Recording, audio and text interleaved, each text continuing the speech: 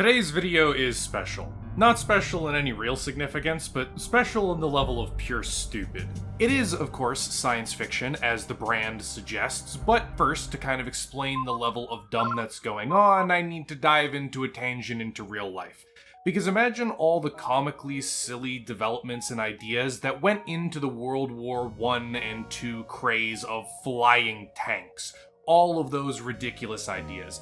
Then triple them, slam back a fistful of assorted narcotics, because today, we're talking about land-air mechs, or LAMs. BattleTech's version of flying tanks in the form of slapping cardboard wings onto an urban mech, gluing rocket boosters to its butt, and then crossing your fingers it doesn't explode the moment you turn it on. We're going to be covering their development history, or what Madman figured, why not?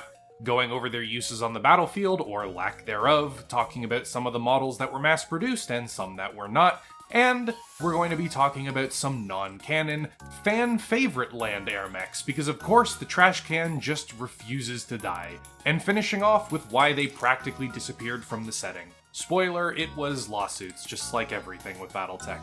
But before we get into things, introductions! Generic greetings and welcome to Science Insanity, a channel dedicated to bringing my love of sci-fi and all its often blatant stupidity to you, the viewer. Hopefully this professional idiot can earn your like or sub by the end and entertain.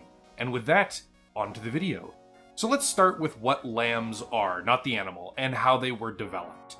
Anyone who knows about the flying tank phenomena of the interwar and World War II period probably already knows where this is going, but for those who don't, this is a veritable bingo game of terrible military ideas. Top-down combat planning, unchecked engineers, military superweapons, technological advancements run amok, the endless black budget with no restraints, chest-thumping, ideologies, and just not letting a bad idea die because it's your bad idea. Essentially, the greatest military-industrial complex ever known to mankind with more money than God and less restrictions than the devil, also known as the SLDF, decided, man, our entire military is based around mechs, and that's fine, but hear me out here. What if they flied? And every procurement officer collectively went, this man is a genius, give him a blank check from the black budget and send him off to do his thing. And while that's an over-exaggeration of the lore, the reality is not far off the mark from that dramatization. First Lord Michael Cameron of the Star League appointed David Peterson, no relation to Jordan, in order to try and work through the crippling inter-service rivalry that was starting to grow in the Star League's military. Not quite Imperial Japan bad, but bad enough that the upper leadership were taking notice of the problems it was starting to cause. So in his infinite wisdom, Supreme Commander David of the SLDF looked at the problem. Mechs and pilots don't like each other, inter-service rivalries are getting bad, technology's the Terran hegemony's edge, and mechs are slow. And with the 3 collective brain cells he possessed all working overtime, to solve those problems he came up with the idea to simply make mechs that fly.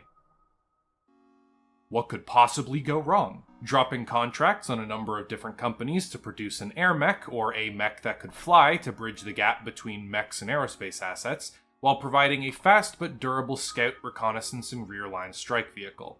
Most of the companies given this contract failed miserably or simply dropped out after determining that this idea was A, almost impossible, B, pointlessly stupid, and C, probably not actually going to result in anything that's going to make them money. However, Allied Aerospace, an arms supplier that had up to this point exclusively made starfighters, decided, yeah, why not? Embrace the crazy and roll with it. The blank checks are flowing and so shall our products. And after months of tweaking, testing, and most likely countless explosions, they had successfully created a transformer. Using a Shadowhawk mech as its base, the engineers at Allied Aerospace refit the mech and stripped out its internals to replace most of them with components from their starfighter lines.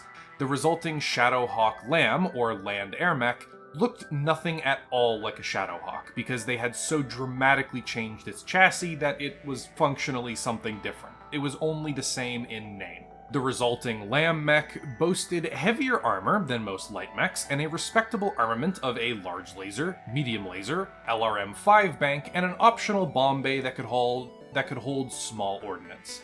However, what made it special was that this was the first ever mech that could shift its parts around and enter fighter mode, shifting its components so that its chest and arms became the wings and its legs became the thrust, exhaust, and vectoring for its engine. The first ever LAM. And it sucked. It sucked hard, harder than a golf ball through a garden hose.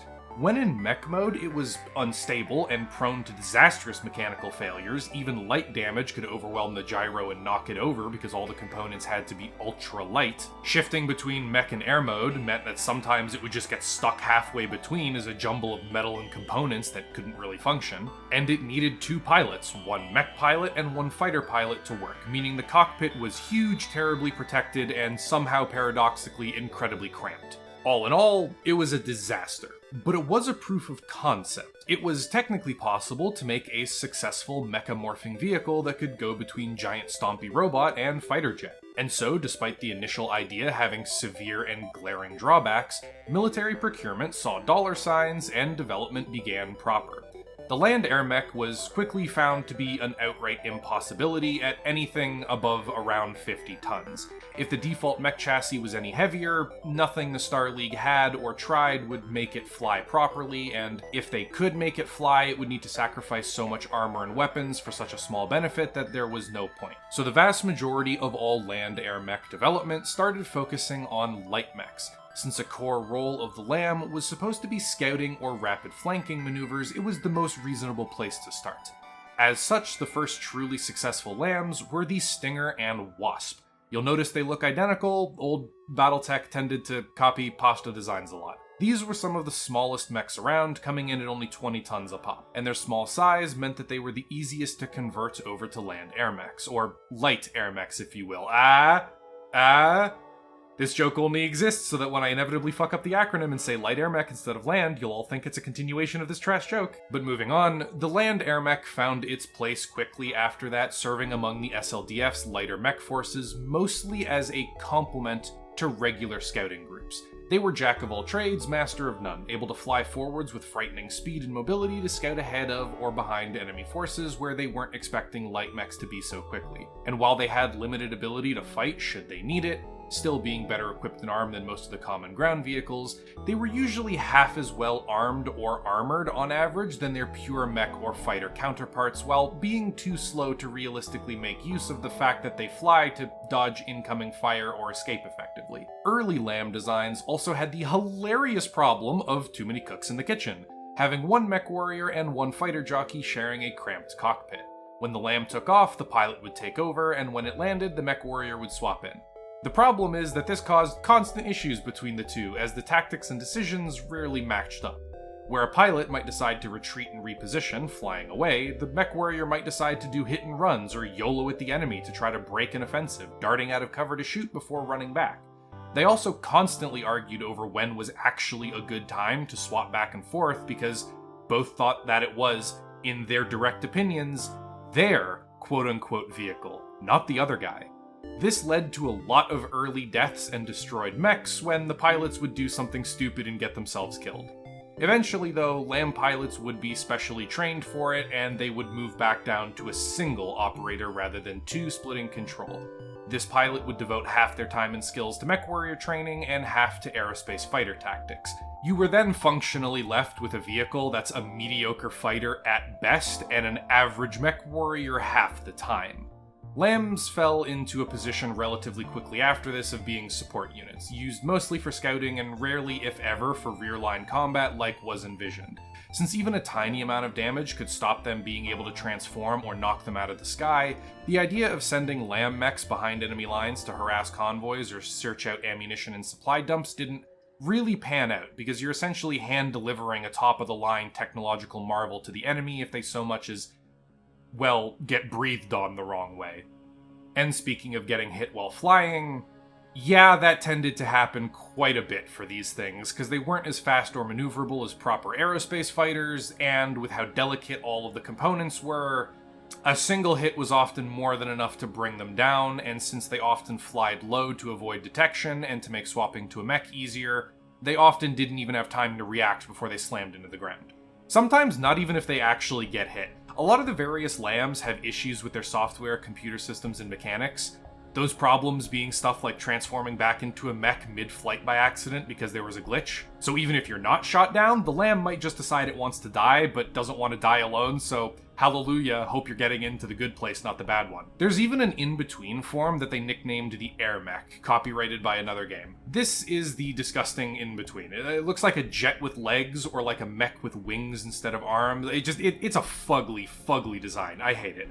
And if you're wondering, does this do anything different from the proper air version or the mech version? And the answer is yes. It makes the land air mechs even worse. It somehow manages to gimp them even further, because while this mode is far faster than a normal mech, relying on the ground force phenomena planes experience when near the ground for extra lift, it's also borderline suicidal since they fly just barely above the ground. They're not particularly fast as a flying vehicle, about on par with helicopters or a little bit faster, and they're doubly as fragile because you've literally got your arms and your legs hanging down below the plane. If you clip a tree, it's going to immediately catapult you into the floor. And overall, all the problems that lamb mechs had were made even worse by the fact that nothing new or cool could be installed in them. Because of the complexity of all of their systems and components, and the fact that they literally mecha shift around into an aircraft, lambs were entirely incompatible with most of the advanced mech or aerospace technologies coming out. Light or XL engines would not fit nor survive the transformation process.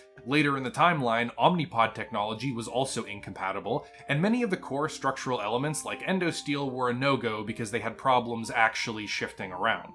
Having so much weight tied up in the transformation ability also meant that new naval weapons and bombs and missiles that the aerospace fighters were enjoying could not fit into the small bomb bays or were too heavy for them to fly with. While they were fielded in really large numbers due to Star League-era military procurement, they were all pretty much wiped out to the last vehicle.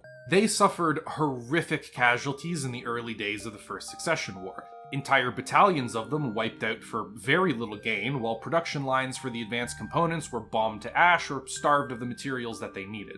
By the time the Succession Wars ground down, around the 3rd or 4th, lambs were functionally extinct. There were no more factories to produce them, bar a single one in the Draconis Combine making spare parts, but don't worry about that, the clans bombed that factory into oblivion, so there's actually nothing that's keeping lambs alive anymore.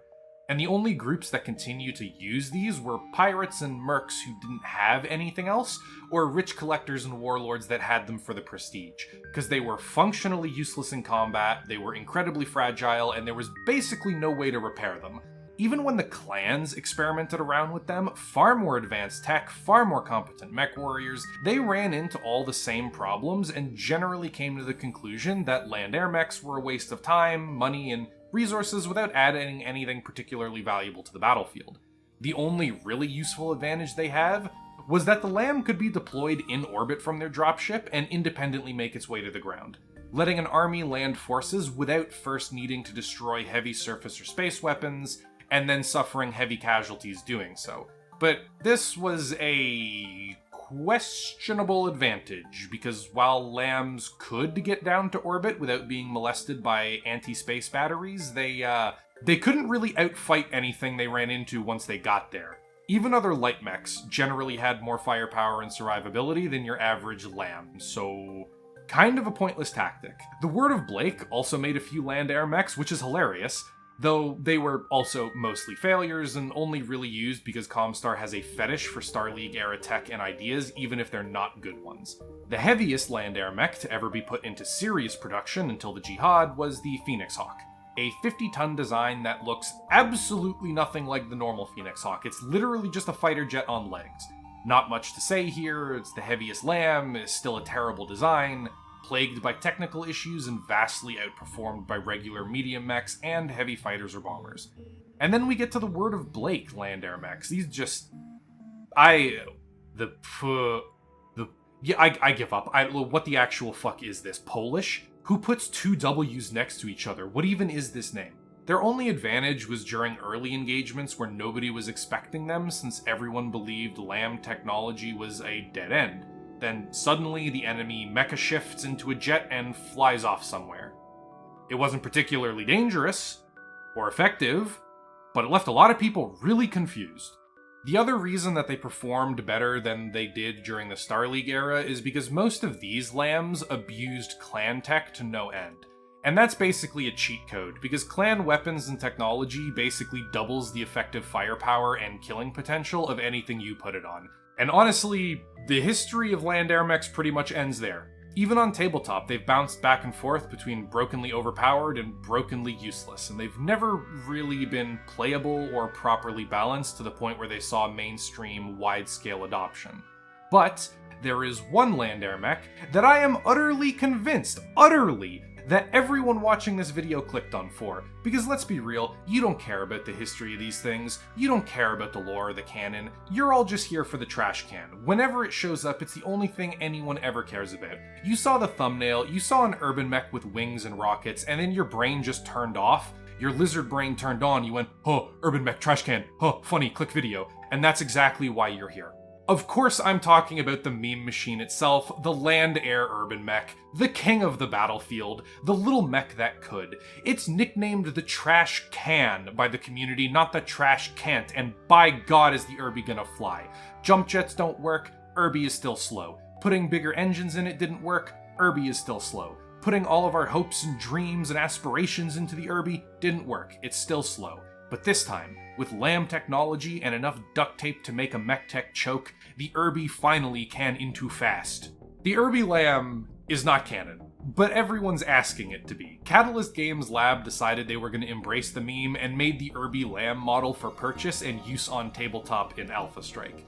And now everyone's asking for it to be made canon, and I agree, it's hilarious, and trades off almost everything of value on an urban mech to instead do the exact opposite, which is hilarious. The Irby is slow by design, simple, cheap, easy to maintain, tanky, powerful gun, easy to use. It's an all-around idiot-proof weapon that's essentially great output for the cost you give in. The land air urban mech, or Lurby, is complex, expensive, fragile, incredibly difficult to maintain, incredibly expensive, emasculated with its downscaled armament, incredibly expensive, still not as fast as most of the other lambs or fighter jets, because Irby will never be the fastest thing out there, that's just part of its character. Did I mention it's also incredibly expensive? But by God, despite all of those downsides, the Lurby finally can into speed. So much speed that the trash can finally take flight and soar through the heavens where it truly belongs, up among the stars. Look, I'm gonna be real, I'm kinda done memeing. I don't have an Urban Mech Lamb salvage box, nor do I have the rules or anything for how it operates or how to build it, nor do I even know if the Urban Mech Lamb is available to play in regular BattleTech outside Alpha Strike. I have no idea what weapons it has, I have no idea how much armor it has, I have no idea what quirks, if any, it's supposed to have. All I know is that for the first time, the Irby can actually run its enemies down or escape.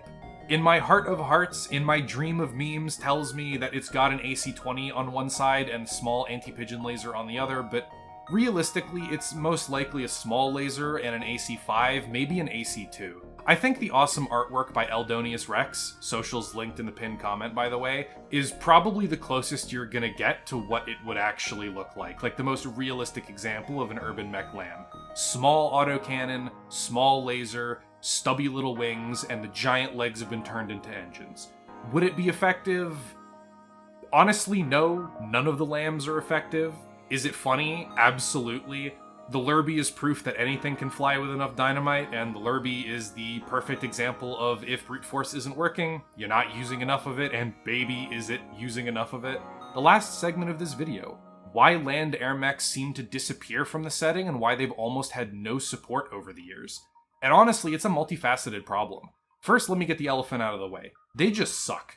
They bounce back and forth between useless and broken. Players on tabletop generally didn't like how unplayable they were. Being on the receiving end of them when they were strong essentially meant getting clowned on and not being able to fight back, while using them when they were bad meant intentionally gimping yourself to use something that was cool but was pretty much useless.